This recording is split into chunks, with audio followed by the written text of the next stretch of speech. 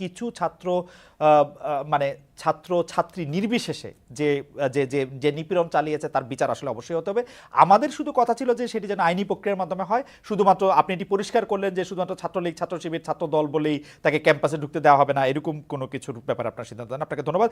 আমি একটু এনিবার কাছে যেতে চাই। এনিভাই, এই আপনি জানেন যে দলের মাননীয় মহাসচিব মানে বাংলাদেশ জাতীয়তাবাদী দলের মাননীয় মহাসচিব পরিষ্কার বলেছেন যে ছাত্র রাজনীতি বন্ধের বিরোধিতা করেছেন, যেটি ছাত্র রাজনীতি বন্ধ হিসাবে আপনি এটি দেখছেন, সেটি আপনি আসলে কীভাবে দেখেন?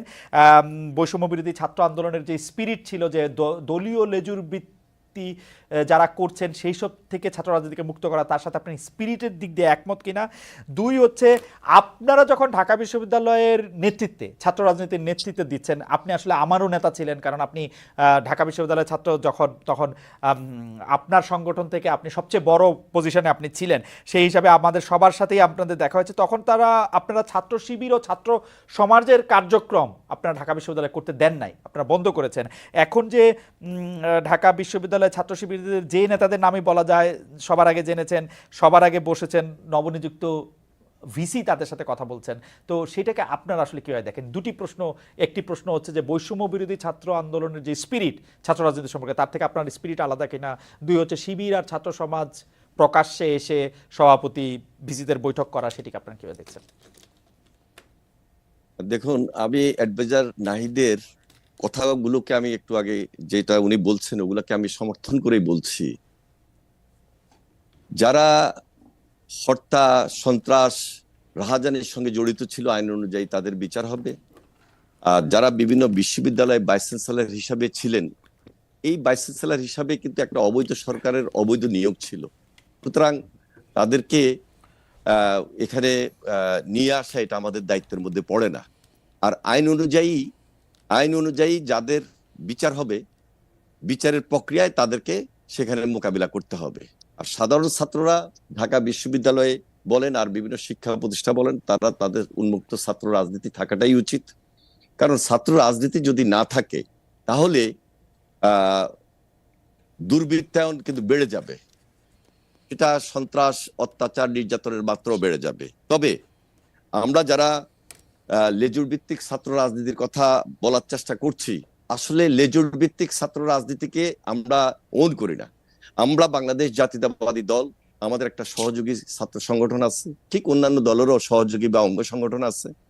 তারা তাদের রাজনীতি অবশ্যই করা উচিত, ছাত্র রাজনীতির ভাবমূর্তি রক্ষা করে ছাত্র রাজনীতি করতে হবে। হ্যাঁ, এখানে যেটা সাধারণ ছাত্রদের পক্ষ থেকে কথা উঠেছে যে ছাত্র রাজনীতি আসলে বন্ধ করবে কি করবে না, সেটার জন্য ডায়ালগ হতে পারে, আলোচনা হতে পারে, এবং সেটা কি কি ছাত্র রাজনীতি সংস্কার হতে পারে, গুণগত পরিবর্তন আনা যায়, এবং ছাত্রদের জন্য ছাত্র রাজনীতি, শিক্ষা প্রতিষ্ঠানের মধ্যে যেন ছাত্র রাজনীতি সেটা ছাত্রদের অধিকার প্রশ্নে থাকে, সেগুলাকে প্রাধান্য দিয়ে সকল রাজনৈতিক দলের সঙ্গে যদি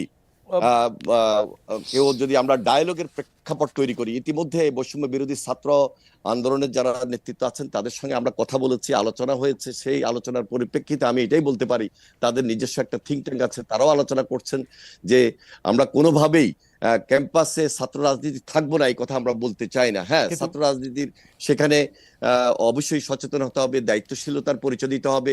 রেগুলার ছাত্ররা যেন ছাত্র রাজনীতি করেন, ছাত্ররা যেন ছাত্র রাজনীতি করেন, সেখানে যেন সংস্কার নিয়ে আসতে পারি, সেই ডায়ালগ কিন্তু